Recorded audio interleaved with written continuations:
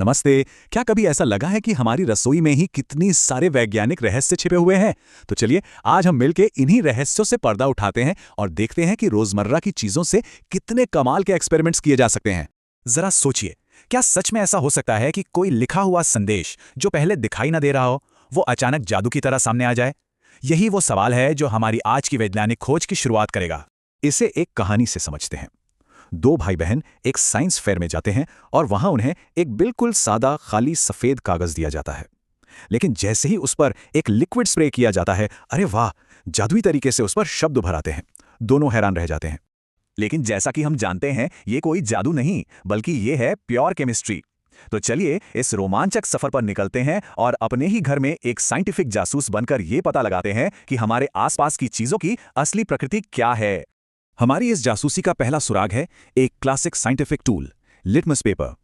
ये वो तरीका है जिसे वैज्ञानिक सालों से ये पता लगाने के लिए इस्तेमाल करते हैं कि कोई चीज एसिडिक है या बेसिक। इस एक्सपेरिमेंट के लिए हमें कुछ बहुत ही आम चीजें चाहिए। अरे ये तो शायद अभी हमारी किचन में ही रखी होंगी। नींबू का रस, साबुन का घोल, सिरका, ये सब तैयार रखिए और चलिए साथ में ये एक्सपेरिमेंट करते हैं। तो करना क्या है? बहुत आसान है। सबसे पहले नीले लिटमस पेपर के छोटे छोटे टुकड़े कर लीजिए। अब ड्रॉपर से हर टुकड़े पर अपने सैंपल की बस एक एक बूंद डालिए और गौर से देखिए कि क्या रंग में कोई बदलाव होता है। फिर यही सेम प्रोसेस हमें लाल लिटमस पेपर के साथ भी दोहराना है। और आप देखिए नतीजे कितने दिलचस्प हैं। नींबू का रस नीले लिटमस को तो लाल कर देता है, पर लाल लिटमस पर उसका कोई असर नहीं होता। वहीं दूसरी तरफ साबुन का घोल ठीक इसका उल्टा करता है। वो लाल लिटमस को नीला कर देता है। और नल का पानी, उसने तो किसी भी लिटमस का रंग बदला ही नहीं। तो इन नतीजों का मतलब क्या हुआ? इसका मतलब यह है कि जो चीजें नीले लिटमस पेपर को लाल कर देती हैं, वे एसिडिक या अम्लीय होती हैं, जैसे कि हमारा नींबू का रस या सिरका। और वो पदार्थ जो लाल लिटमस पेपर को नीला कर देते हैं, उन्हें हम बेसिक या क्षारीय कहते हैं। साबुन का घोल इसका एक बेहतरीन उदाहरण है। और आखिर में वो पदार्थ जिन्होंने किसी भी लिटमस पेपर का रंग नहीं बदला, वो न्यूट्रल या उदासीन कहलाते हैं। मतलब वे ना तो एसिडिक है और ना ही बेसिक।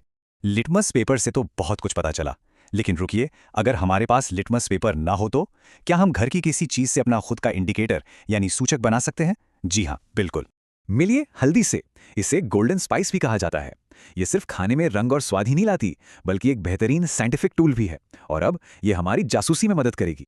अपना खुद का इंडिकेटर बनाना बहुत ही मजेदार और आसान है। बस एक चम्मच हल्दी पाउडर में थोड़ा सा पानी मिलाकर पेस्ट बनाइए, उसमें कोई भी सादा कागज या फिल्टर पेपर डुबोइए और फिर उसे सूखने दीजिए। जब ये सूख जाए तो इसकी पतली पतली पट्टियां काट लीजिए। हाँ, बस एक बात का ध्यान रखना है, ये सब किसी बड़े की निगरानी में ही करना है। और अब देखिए असली मैजिक। जैसे ही हम बेसिक साबुन का घोल इस हल्दी पेपर पर डालते हैं, इसका रंग पीले से बदलकर गहरा लाल भूरा हो जाता है। कमाल है ना? लेकिन एसिडिक या न्यूट्रल चीजों से इसके पीले रंग पर कोई भी असर नहीं होता। तो एक बहुत जरूरी सवाल मन में आता है, क्या हमारा घर पर बनाया गया ये टूल उतना ही पावरफुल है जितना कि लैब में इस्तेमाल होने वाला लिटमस पेपर?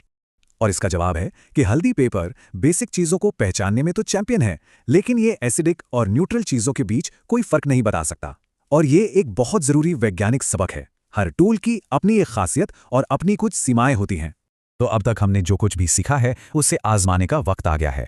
चलिए इन नए जांच कौशल का परीक्षण करते हैं। एक चुनौती है। मान लीजिए कि 3 बोतलें रखी हैं जिन पर कोई लेबल नहीं है। एक में सिरका है, एक में बेकिंग सोडा का घोल और एक में चीनी का घोल। क्या सिर्फ हल्दी पेपर का इस्तेमाल करके इन तीनों की सही सही पहचान की जा सकती है? सोचिए जरा, हल्दी पेपर से बेकिंग सोडा वाले घोल का तो तुरंत पता चल जाएगा, क्योंकि उसका रंग लाल भूरा हो जाएगा। लेकिन सिरका और चीनी के घोल का क्या? उन दोनों से तो हल्दी पेपर का रंग बदलेगा ही नहीं, तो उनकी पहचान कैसे होगी? और जानते हैं, यही तो विज्ञान का असली मजा है। कुछ टूल हमें जवाब देते हैं और कुछ हमें और बेहतर सवाल पूछने के लिए मजबूर कर देते हैं। तो अब सवाल यह है कि अगली खोज क्या होगी?